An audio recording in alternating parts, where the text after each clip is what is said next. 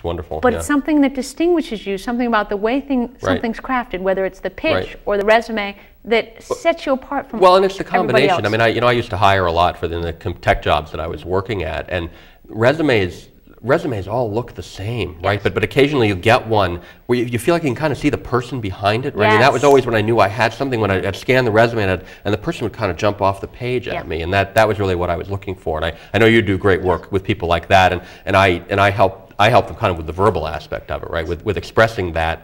You know, what makes you different? That's what everyone's trying to, what makes me different? Well, it's your stories, right? It's who you are. It's the things that you've done that other people haven't done your way, right? And that's really that's the whole point of the interview, right? It's for the interviewer to get a sense of who you are and what you have to offer and figure out whether that matches what they're looking for, right? That's really the purpose of it.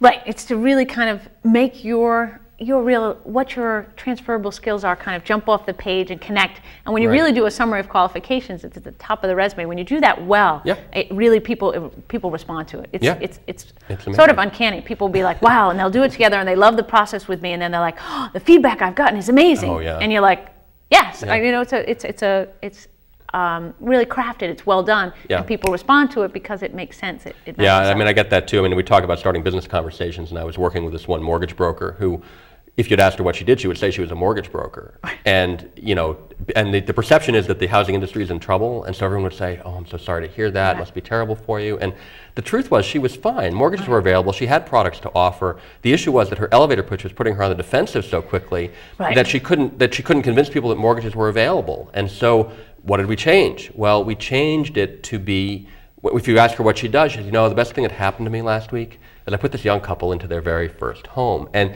she lights up just like that when she says it. And everyone goes, oh, right. Yeah, well, and everyone says, oh, there are mortgages available? Yeah. Oh, you know, do you handle refinancing too? And then she's into the kind of conversation that she wants to have. And I think that's the challenge that you put in front of job seekers, right? Like you want to say something, like what's the point of your elevator pitch? You want to say something that causes someone to say to you something like, wow, how'd you do that? Yes. Or wow, I'd like to hear more about that, right? Because that's really what gets you the interview, right? When someone reads your resume, they're like, oh, there's something about this person I want to learn more about, and that's why they bring you in, right? And that's really, it's based on your stories, it's based on your unique experiences, and we've been taught to vague it all down, right? Like, oh, I'm a systems administrator, you know, oh, I'm a lawyer, right? I'm a mortgage broker, but that doesn't tell anybody anything about you. And so it's really the piece of the work I love is kind of helping people discover who they are, and they always get so excited, like, that's me. I'm like, yes, it's better just to be you. Like everything will go fine.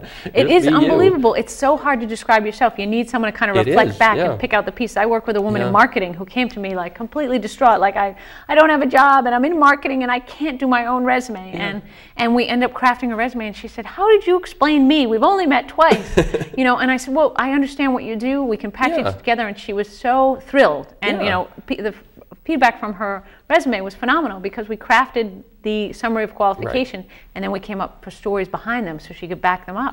And the response was phenomenal. That's great. No, and I get that all the time with my elevator pitch people, that people go from being nervous or embarrassed, or they don't, you know, say, give me your elevator pitch. And when I work with people, that's the first thing I say. Okay, what do you do? And they're like, oh, you know, it's so embarrassing and I don't know what to say. And I'm like, okay, well, so you're a good candidate for me, right? But that's really what I help move people through, that, you know, to get to the point. And so once they've worked with me, they love it. They can't wait. They go running out of my office. They can't wait for someone to ask them, you know, what's new. They can't wait for someone to ask them what they do, because then you own it, right? Then it's about what you're doing, and people love the work that they do, right? They love the stuff they're doing. Absolutely. And they want to find a way to connect with people. And once you learn the skill, whether it's, you know, putting new numbers in your phone or, you know, adding pictures to your phone, once you've got the skill, you own it. And why wouldn't you invest in knowing the skills to, you know, answer the dreaded "tell me about yourself" or to connect with other businesses? Because then your sales increase, you know, tremendously. Tremendously.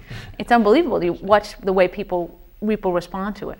That feedback is universal. Like when you work, you see it, and I see it too. When we work people through this, they can't believe it, right? They can't believe it, and I'm the same way. I mean, the work that I do now, people understand it, right? I'm starting the right kinds of conversations, and it's wonderful. Like it's a great place to be able to help people. You know, that's really what everyone's looking to do. Right, and it's little distinctions that you teach people.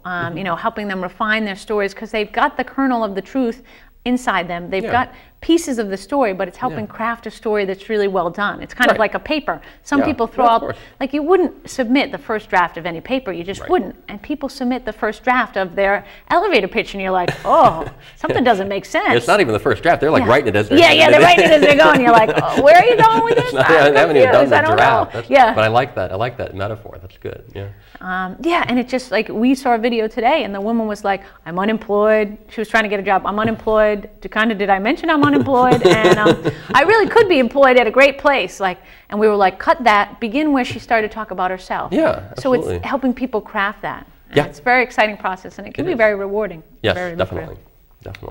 So, Andy, as we wrap up, we like to tell people what's a great way to contact you and what are kind of next steps for people? Oh, great. Well, the best way to contact me is through my website, improvandy.com. And there are a couple of different things you can look at there. We have the Leadership Lunch webinars that are going on now, which is really a great opportunity for anyone who wants to learn these skills, right? To learn the skills of putting together an elevator pitch, and the skills are useful for interviewing, that sort of thing. And you can get to that either through improvandy.com or through leadership-lunch-webinars.com. Great, and I think we may have a slide on that. But that's really the best way. Improvandy.com is the funnel for all of that. Oh, great. And the webinars are obviously webinars, and so that's a great way to kind of learn from your desk. You don't need to go anywhere. You can just log in from home, and it's very exciting. And you can also learn more about the elevator pitch workshops up at improvandy.com. Okay, great. And I love the idea of the lunch and learn because you can really be at your desk. They're just really kind of tangible, hands-on, concrete things that you can take with you and use immediately. I give you 3 ideas in 37 minutes, 3 ideas that you can use that afternoon. That's my commitment. That's my commitment to the people who are part of the program. Great. And people love it. They say, oh, I had all these other ideas. They weren't related to what we were talking about, but just kind of being in that mindset, the mindset of learning that really helped. Fantastic, fantastic. So as we do our final kind of wrap up, do you have any final parting information for people who are just kind of starting out in their job search or starting out connecting with people? What would be your top advice? My top advice would be to get on LinkedIn, to really put yourself out there. Right? It's about taking action. It's about doing something. And an easy thing to do is to get out on LinkedIn and put your profile out there and work on putting yourself out there so people can find you, right? That's really it's an easy way to put together a resume that just kind of sits out there and people can see, and you never know who's going to find you. People are searching LinkedIn all the time. Absolutely. You're on LinkedIn, I'm on LinkedIn, so it's a great way to reach out to us, and social media is really an important way. So and that can be a gateway to really connect with so many people. Absolutely. That would be important. Yeah. Fantastic. Well, thank you, Andrew Winig from Improv Andy. We really appreciate your time and your expertise with us today. Thank you, Kim. It's great to be here. Great. And I'd like to say thank you to our audience for once again tuning into Employment for All. This is Kim Bissett asking you to look out for that person who just might need a little bit of your expertise, your intelligence to really take that next step, because everyone can be successful with the right supports. Have a wonderful afternoon, and thanks again to the Department of Mental Health for sponsoring our show. Take care.